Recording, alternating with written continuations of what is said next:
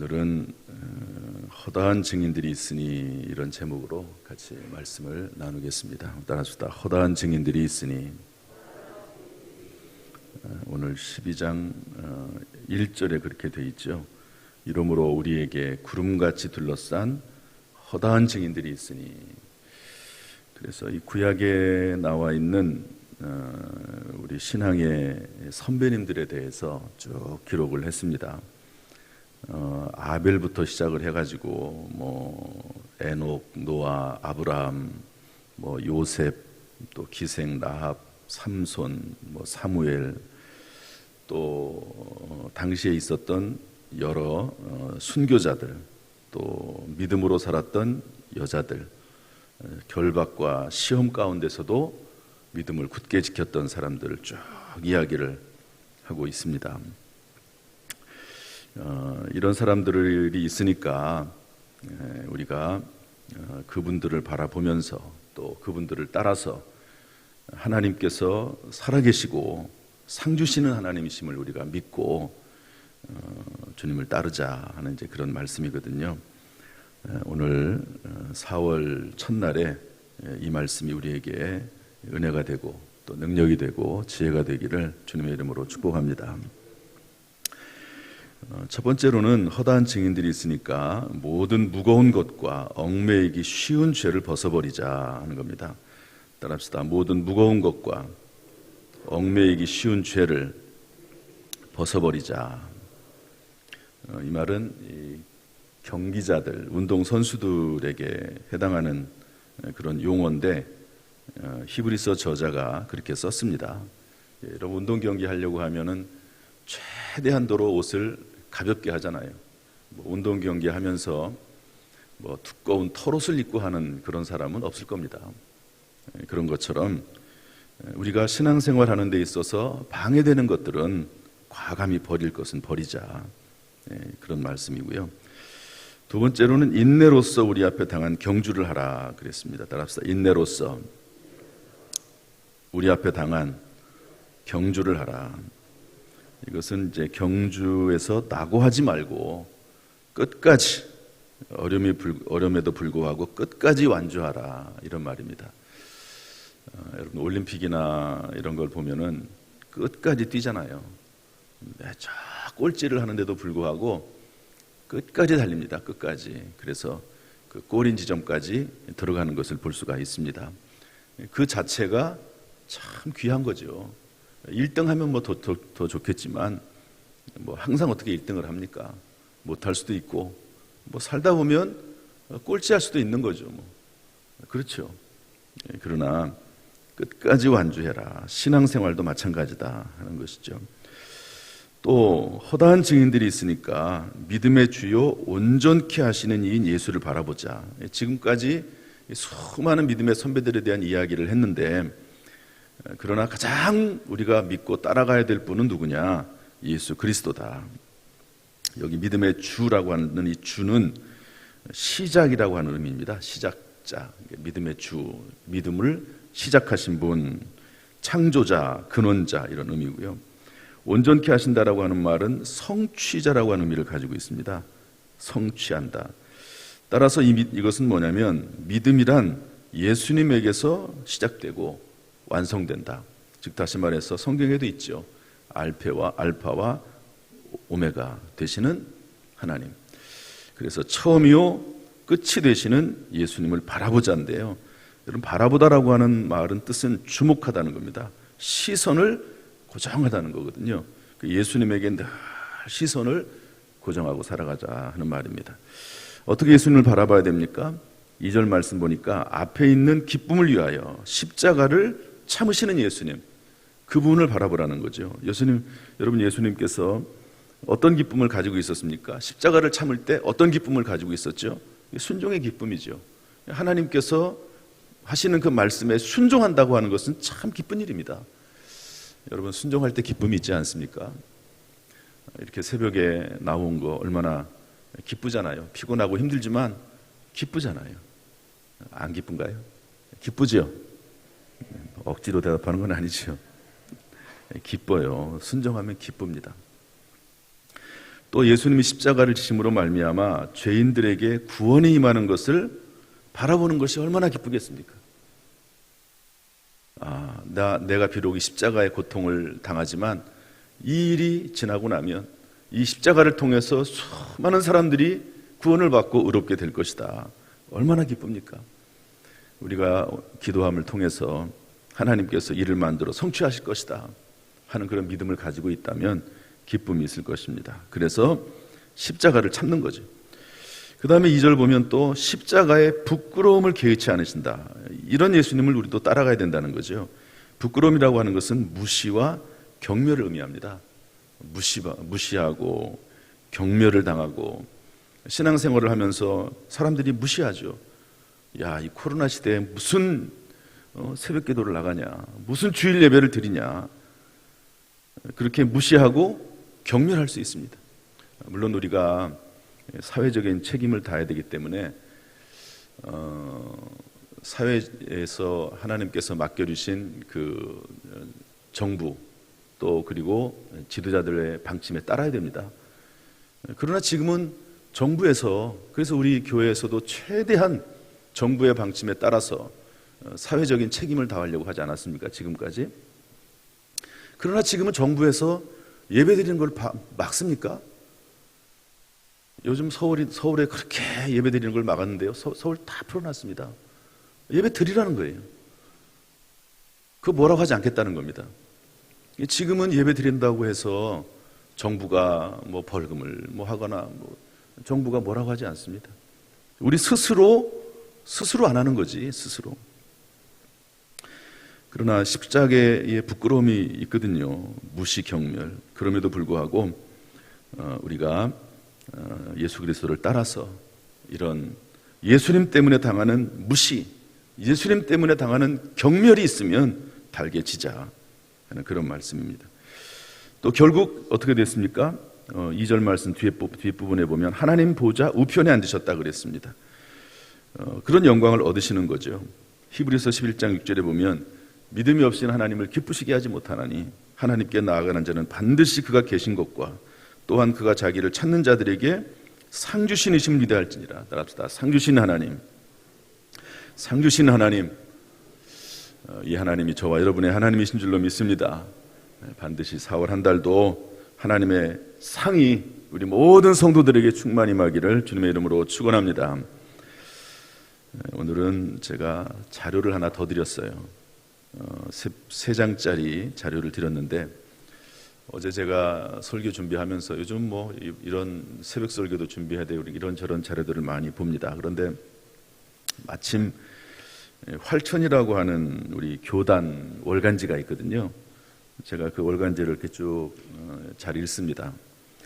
그런데 마침 이문순 집사님, 영혼 구원을 위해 상식마저 내려놓았던 사람 이문순 집사님, 이제 이런 글이 있어서 제가 쭉 읽었어요. 그런데 참 은혜가 되고 그냥 이 내용 자체를 성도들에게 얘기하면 좋겠다 하는 그런 마음이 들어서 이 말씀을 한번 좀 읽어보려고 그래요. 이거 그냥 나눠주면 안 읽어본 분도 보면 있을 거예요 아마. 그래서 좀 읽어보려고 하는데 이제 쭉 읽어보면 알겠지만 이렇게 살 수 있는 사람은 많지 않습니다. 저도 이렇게 살지 못합니다. 그럼에도 불구하고 이런 말을 하는 이유는 뭘까? 이분처럼 다 살 수도 없지만 또 이분처럼 다 이렇게 살아도 안 돼요. 여러분 만약에 모두가 다 사도 바울처럼 살면 어떻게 되겠습니까? 사도 바울이 선교하는데 선교비는 누가 벌어서 제공을 합니까? 누군가는 돈을 벌어야지 선교비를 주지 않습니까? 사도 바울은 결혼 안 했거든요. 그러면 다 사도 바울처럼 살면 결혼은 누가 해가지고 믿음의 다음 세대는 누가 또 만들어냅니까? 그러니까 다 사도 바울처럼 살 수는 없는 겁니다. 또 그래서도 안 되고요. 근데 제가 이 말씀을 이렇게 이거 복사해서 나눠주고 읽으라고 하는 이유는 뭐냐면 이런 증인이 있다. 정말 이렇게 오직 믿음으로 살아나가는 사람이 있는데 그러면 하나님의 말씀의 역사가 정말 나타난다. 우리가 믿는 하나님 복음은 절대로 헛된 것이 아니다. 능력이 있다. 우리가 그 능력 말씀대로 살지 못해서 그 능력이 나타나지 못하는 것이지, 하나님의 말씀은 살아있고 진짜다 하는 것을 좀 말씀드리고 싶고, 또 이제 쭉 읽다 보면 이분이 신앙생활을 어떻게 했는지 그 구체적인 모습을 좀 배울 수가 있습니다. 그래서 그 부분을 살펴보려고 하는데요. 우리 한번 쭉 한번 읽어보겠습니다. 오늘 이거 다 읽으면 오늘 말씀이 끝나는 거예요. 한번 읽어보겠습니다. 왜 이런 사과를, 다 같이 읽습니다. 시작. 왜 이런 사과를 사오셨어요? 내가 안 좋은 사과를 먹어야 다른 사람이 더 좋은 사과를 먹을 것 아니냐. 이문순 집사와 자녀들 간에 오갔던 대화이다. 이런 대화는 주변 지인들이 그녀의 진심을 알게 될 때까지 계속되었다. 이 집사는 사과를 살 때면 과일 가게가 아니라 길거리에 앉아서 장사하는 사람들에게 갔다. 사과를 고를 때에도 여느 사람과는 달리 오히려 안 좋은 사과를 골랐다. 크고 좋은 사과를 골라 담는 것이 당연하건만 이 집사의 행동은 그런 상식에 크게 벗어나는 것이었다. 그녀의 이러한 행동에는 다른 사람들에게도 과일을 팔아야 하는 노점 상인과 나중에 과일 사야 하는 다른 사람에 대한 배려의 마음이 담겨 있었다. 냉혹한 현실에서 요령 있게 살아가는 지혜를 강조하는 시대 정신과는 전혀 어울리지 않는다. 그래서 자녀들조차 처음에는 소녀를 자초하는 어머니의 그런 행동이 이해되지 않았다. 물론 그 이면에는 한 영혼이라도 더 구원하고자 하는 그녀의 따스한 영성이 자리 잡고 있었다. 작은 것이라도 남을 배려하는 마음이 십자가에 담겨 있는 예수의 정신이라고 그녀는 생각했던 것이다. 이런 마음으로 살았다는 거죠. 이제 이분이 어떻게 예수 믿게 됐는지 한번 쭉 읽어보겠습니다. 다 같이 읽죠. 시작. 이문순 집사가 기독교에 입문하게 된 것은 부친이 이우량 씨의 위원 때문이었다. 부친은 중병으로 신음하고 있었는데 문병과 전도 목적으로 찾아온 이웃의 엄삼섭 장로를 통해 예수를 처음 믿게 되었다. 선생님, 병원에서 속히 회복되시기 바랍니다. 그런데 만일 회복하시지 못하고 세상을 떠나시게 된다면 어디로 가시겠습니까? 성경에는 사람이 죽으면 천국과 지옥 둘 중 하나로 간다고 하였습니다. 선생님은 지옥 가는 것이 좋을까요? 천국 가는 것이 좋을까요? 지옥보다 천국 가는 것이 좋지요. 그러나 나는 교회를 한 번도 나가지 못한 죄인인데 어떻게 천국에 갈 수 있겠습니까? 그동안 교회에 나오지 못했어도 이제라도 예수님만 믿으면 구원받아 천국에 갈 수 있습니다. 요한복음의 5장 24절에 보면 예수님이 내 말을 듣고 나 보내신 이를 믿는 자는 영생을 얻었고 심판에 이르지 아니하나니 사망에서 생명으로 옮겼느니라고 하셨습니다. 또 예수님과 함께 십자가에 달렸던 살인 강도도 십자가 위에서 죄를 회개하고 예수를 믿음으로 낙원에 갔습니다. 이것이 하나님의 사랑이요 기독교의 복음입니다. 예수님을 믿고 구원받으세요. 엄장로의 말을 듣고 이우량 씨는 그 자리에서 예수를 믿기로 했다. 성령의 감화와 감동이 아니고는 설명할 수 없는 놀랍고 신비한 역사였다. 엄장로는 너무 기뻐 나의 죄를 씻기는 예수의 피밖에 없네. 나는 공로 없도다 예수의 피밖에 없네. 찬송을 여러 차례 부른 후 하나님께 감사의 기도를 드렸다. 기독교의 원초적 복음이 녹아있는 이 찬송은 당시 믿음의 선배들이 가장 즐겨 불렀던 찬송 가운데 하나이다.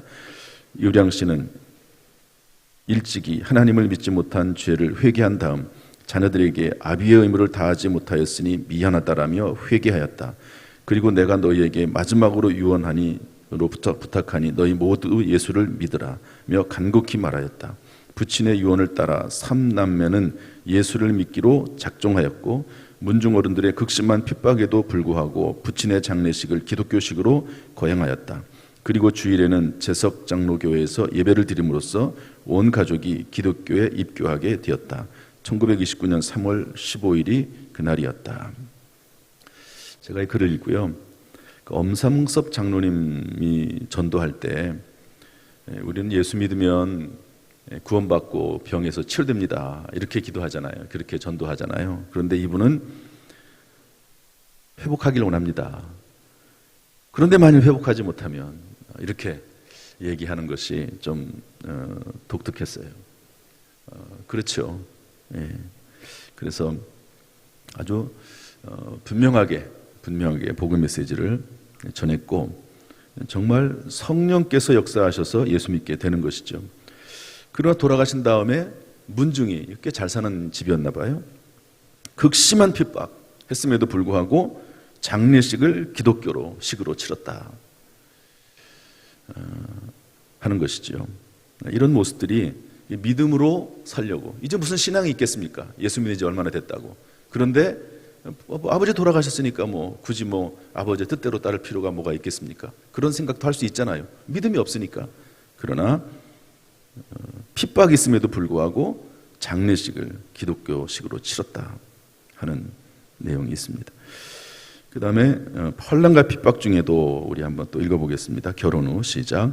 결혼 후 이문순 집사는 석동리에 있는 교회에 출석하였다. 하지만 시댁의 반대와 박해는 이루 말할 수 없었다. 당시 거의 모든 집안이 그랬듯이 시댁 또한 엄격한 유교 가문이어서 기독교는 조상도 모르고 천한 쌍것들이나 믿는 종교라 여겼다. 더구나 여자가 사람들 모임에 출입하는 것은 집안이 망할 일이었다. 그러니 양반집 여인네가 교회에 나가는 것을 결사적으로 말렸다. 하지만 아버지의 유언을 따라 나가기 시작한 교회이기도 했지만 이미 많은 은혜를 경험한 그녀였기에 협박하고 괴롭히고 조롱하는 말을 들을 리가 만무했다. 핍박의 강도는 더욱 강해졌고 나중에는 문중이 회의를 열어 계속 교회에 나가게 되면 가문에서 제적하겠다고 위협했다. 하지만 그녀는 온갖 핍박에도 흔들리지 않았다. 오히려 기도하며 백시 가문을 하나둘씩 예수님께로 이끌었다. 지금은 문중의 8할이 기독교인이 되었고 그 중에 많은 사람이 목회자, 사모, 장로, 권사 등 하나님 나라를 위해 헌신하는 일꾼이 되었다. 온갖 핍박에도 불구하고 신앙을 유지했고 또 전도까지 해서 이런 일들이 일어나게 됐다는 거죠. 대단한 그런 믿음이라고 볼 수가 있습니다. 산에서 내려온다. 또 읽어보겠습니다. 이문순 집사의 시작. 이문순 집사의 전도는 기도의 무릎에서 시작되었다. 영혼 구원을 위해 하나님께 드리는 눈물의 기도가 그녀가 가진 전도의 비결이었다. 기도를 마친 후 그녀는 성경책을 들고 집집이 다니면서 전도했다. 예수 믿고 천당 가세요. 예수 안 믿으면 지옥 갑니다. 예수 믿으면 만사 형통합니다. 그러나 전한 복음은 포장되지 않은 선명한 원초적인 복음이었다. 이렇게 전도하는 중에 기도의 첫 응답이 나타났다. 만성질환으로 고통받던 어느 부인이 예수님을 믿기로 하였고 예수님을 영접한 후에는 아픈 몸이 거짓말처럼 낫게 되었다. 이것이 계기가 되어 이 집사는 더 많은 시간을 기도의 무릎으로 채우게 되었고 거기서 길어낸 은혜로 담대하게 복음을 전하였다. 이 집사는 동네 뒤편에 바위산에 있는 빈대절터라는 곳에 올라가 새벽 기도를 하였고 때로는 초저녁부터 밤이 새도록 기도하였다. 하나님께 마음의 형편과 사정을 아뢰 수 있는 그 기도 시간이 그녀에게는 무엇보다 귀했다. 기도할 수 있다는 것 자체가 무엇보다 큰 은혜였고 기쁨이었다. 그래서 기도에 깊이 잠길 수 있었다. 겨울에 기도할 때는 머리에 눈이 쌓였는데도 모를 때가 많았다. 날이 밝아 하얀 눈이 머리에 쌓인 채 집으로 돌아오는 길이면 마을 사람들은 산에서 귀신이 내려온다라며 소리를 지르기도 했다. 이렇게 눈을 맞아가면서 그럼에도 불구하고 기도를 깊이 했다 하는 말씀입니다. 교회가 없던 곳으로 다 같이 읽어보겠습니다. 시작. 이문순 집사의 기도 시간은 대중이 없었다. 어느 때는 이틀이 걸리기도 하고 어느 때에는 5일 동안 금식 기도를 하는 바람에 아들 형제가 어머니를 찾으러 간 적도 있었다. 그럴 때면 형제는 언제나 하나님께 부르짖으며 엎드려 기도하는 어머니의 모습을 볼 수 있었다. 어머니의 건강이 염려되어 식사하고 다시 기도하시라고 청하면 이 집사의 대답은 이러했다. 나는 한 달이 걸리든 두 달이 걸리든 하나님의 음성을 듣고 내려가겠으니 걱정하지 말아라. 그녀의 기도는 하나님의 응답을 받기까지 계속되었다. 하나님의 살아계심을 알았기 때문이다. 그녀는 믿음이 없이는 하나님을 기쁘시게 못한다라는 사실을 알았다. 그래서 그녀는 하나님께 나가는 자는 반드시 그가 계신 것과 또한 그가 자기를 찾는 자들에게 상 주시니심을 믿어야 할지니라는 말씀을 확고히 붙잡았다. 하루는 30일 동안 산에서 내려오지 않던 이 집사가 마침내 귀가하여 사남매를 불러 앉히고는 이렇게 말하였다. 이곳 부여 장안면 원문리에 교회가 세워지고 마을 사람들이 예수님을 영접하며 목사님도 많이 배출될 것이라는 하나님의 음성을 들었다. 장암 성결교회는 이렇게 태동되었다. 기도의 응답으로 교회가 없던 곳에 교회가 세워지게 되었고 이후 시대 속에서 하나님의 경륜을 담아내는 구원의 방주가 되었다. 독사도 이기는 여자 읽어보겠습니다. 다 같이 시작. 이문순 집사는 하나님의 품을 더욱 깊이 파고드는 믿음의 사람이었다. 하나님과 더욱 밀착하고자 했다. 모진 핍박을 통해 연단을 받은 그녀였다. 핍박을 견디고 헤쳐나가는 길은 하나님께 더욱 밀착하는 것밖에 달리 없었다. 하나님의 품을 파고드는 이 집사에게 하나님의 특별한 은총을 베풀어 주셨다. 신유와 능력 행함의 은사였다. 그녀는 만사를 하나님께 의존하는 절대적인 믿음을 가졌다. 그래서 안수기도를 받으려는 환자들에게 인간을 의존하려는 수단인 약과 약탕기는 미리 다 버려야 기도를 해준다고 할 정도였다. 그리고 그녀는 환자를 위해 기도하기 시작하면 그 병자가 완치되기까지 고통을 같이 나누었다. 환우가 먹지 않으면 같이 굶고 환우가 먹으면 같이 먹을 정도로 희생적 사랑으로 섬겼다. 그 결과 많은 치유의 이적이 일어났다. 하루는 남편이 논에서 풀을 베다가 독사에게 뒷다리를 물린 적이 있었다. 이날은 이 집사가 30일 동안 산에서 기도하고 집에 온 지 이틀째 되는 날이었다. 뱀에 물리면 죽는 줄로만 알았던 당시 이 집사는 뱀에 물린 부위를 입으로 빨아내며 기도했다. 그러자 남편은 5일 만에 다시 일어났고 동네 사람들은 이 집사를 독사도 이기는 여자라고 부르기도 했다. 어느 날 아들 친구가 동네 한 할머니가 아침 저녁으로 뽕나무에 올라가 울다가 웃다가 소리를 지른다는 이야기를 전해주었다. 이 집사는 그 이야기를 듣고는 할머니를 괴롭히는 악한 귀신을 예수님의 능력으로 쫓아내야겠다라고 하고는 할머니 집으로 찾아가 식구를 모아놓고 이렇게 말하였다. 제가 하나님께 기도하여 할머니를 괴롭히는 귀신을 쫓아내겠습니다. 만약 그렇게 되어 할머니가 완쾌하시면 온 식구가 예수님을 믿겠다고 약속해 주십시오. 할머니 가족들은 그렇게 하겠다라고 약속했고 이 집사는 각서를 받고 기도를 시작했다. 이렇게 시작한 기도는 10일 만에 끝이 났다. 10일째 되는 날 할머니의 몸이 온전해졌고 온 동네에서 이렇게 어떻게 저런 일이 있을 수 있느냐라며 놀라워하였다. 이 일로 많은 사람이 예수님을 믿게 되었다. 그 후로 예수님을 믿으면 귀신도 쫓겨나고 병도 낫는다라는 이야기가 주변 마을까지 퍼져 이 집사를 만나러 오는 사람들이 그치지 않았다. 약이나 약탕기를 다 버려야 기도를 해준다. 물론 생각이 다를 수도 있긴 하지만 이분의 믿음이죠. 그리고 기도를 시작하면 그 병자가 완치될 때까지 같이 안 먹고 굶으면 같이 안 먹고 또 같이 먹을 정도로 이런 사랑으로 기도했다 하는 것이죠. 안타까운 여운을 남기고 그러나 어려운 일도 있었는데요. 이런 일도 있었습니다. 이문수 집사님 다 같이 시작. 이문수 집사는 이렇게 하나님께 영광을 돌리며 놀랍게 쓰임받고 있었다. 그런데 안타까운 일이 발생하였다. 배에서 물이 나오는 환자를 위해 90리나 떨어진 곳에 기도를 하러 간 사이에 남편 백철음 씨가 낮더위를 식히려고 강물에 들어갔다가 심장마비로 갑자기 운명을 하고 만 것이다. 하지만 오늘과 같이 통신이 발달하지 않았던 시대였기에 이 집사가 어디로 갔는지 부고를 전할 도리가 없었다. 돌아가신 지 3일째 되는 날 어른들은 너희 어머니가 와도 아버지는 살아나지 않으니 시신이 더 부패되기 전에 장사 지내자라고 하였다. 하지만 사남매는 어머니가 올 때까지 기다려야 한다며 버텼다. 어머니 없이 아버지의 장례는 날을 칠 수가 없다고 생각했다. 7일째 되는 날 귀가한 이 집사는 울며 방에 들어가 부패가 오래되어 냄새가 심하게 나는 남편의 시신을 안았다. 그리고 시신을 묶어놓은 것을 하나하나 모두 풀고는 남편의 코에 자신의 코를 맞대며 한동안 울음을 멈추지 못했다.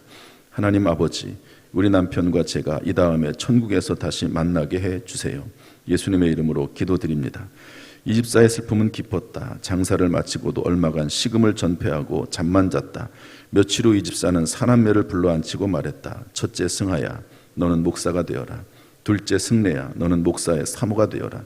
셋째 승춘아, 너는 장로가 되고 막내 승희는 결혼을 하거든 온 식구가 예수 믿는 가정이 되게 하라. 이 말을 한 후 10일 만에 하나님의 품에 안겼다. 이문순 집사가 자녀들에게 남긴 유언이었다.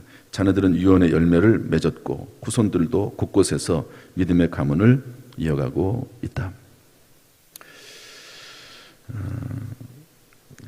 이분은 죽는 것도 본인이 죽을 때 죽을 수 있는지 이런 유언을 하고 10일 만에 돌아가셨다고 기록을 하고 있습니다.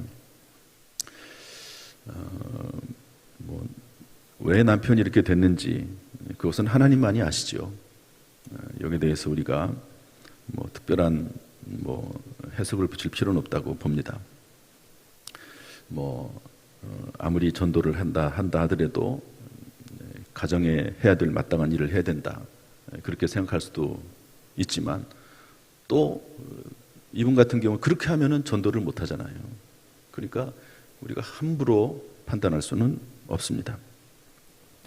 제가 이 말씀을 여러분들에게 시간을 할애해서 드린 이유는 우리의 복음이, 하나님의 말씀이 정말 살아있는 하나님의 말씀이고 지금도 성령께서 이렇게 강력하게 감동하시고 역사하시면 이런 일들이 일어날 수 있고 하나님의 말씀은 진리의 말씀이다 하는 것을 이분의 이야기를 통해서, 이분의 증인이죠. 허다한 증인 중에 한 명 아닙니까? 그리고 우리 교회 내에도 이분처럼은 아니지만 믿음의 증인들이 많이 있습니다. 우리의 신앙은 그냥 책에만 나와 있는 그런 신앙이 아니고 살아있는 신앙이고, 그리고 우리의 운명과 인생을 바꿀 수 있는 능력 있는 말씀이다 하는 것을 알려주고 있습니다. 여러분, 4월 한 달도 정말로 헛된데 시간을 쓰지 않고 또 하나님을 믿는 믿음에 굳게 서서 담대하게 믿음으로 강하게 또 사랑하고 섬기면서 살아가는 하나님의 영광을 드러내는 삶이 되기를 주님의 이름으로 축원합니다. 할렐루야. 기도하겠습니다. 여러분 가슴에 손을 얹으시고요, 또 아픈 부분에도 손을 얹으시기를 바랍니다.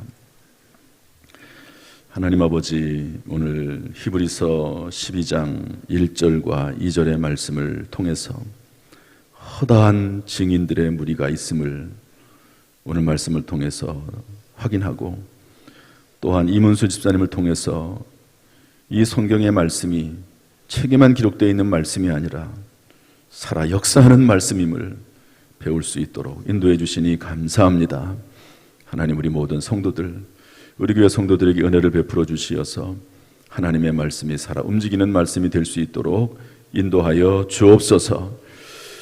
특별히 4월 한 달 은혜 베풀어 주시고 또 주님의 부활을 준비하면서 이렇게 모여서 기도합니다. 찬송합니다. 주의 은혜를 사모합니다. 기도의 사명을 감당합니다.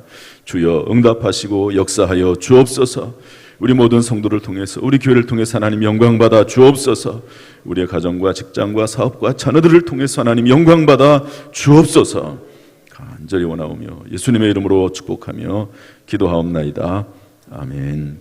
이제는 우리 주 예수 그리스도의 은혜와 아버지 하나님의 무한하신 사랑과 성령님의 교통하심이 이 시간에 믿음으로 가슴에 손을 얹고 아픈 부분에 손을 얹어 기도하는 우리 모든 성도들, 허다한 증인들의 무리를 본받아 그들을 따라가며 또한 그 자신도 허다한 증인 중에 하나가 되기를 소원하는 모든 성도들에게 지금부터 영원토록 순간순간마다 함께 하시기를 간절히 축원하옵나이다. 아멘.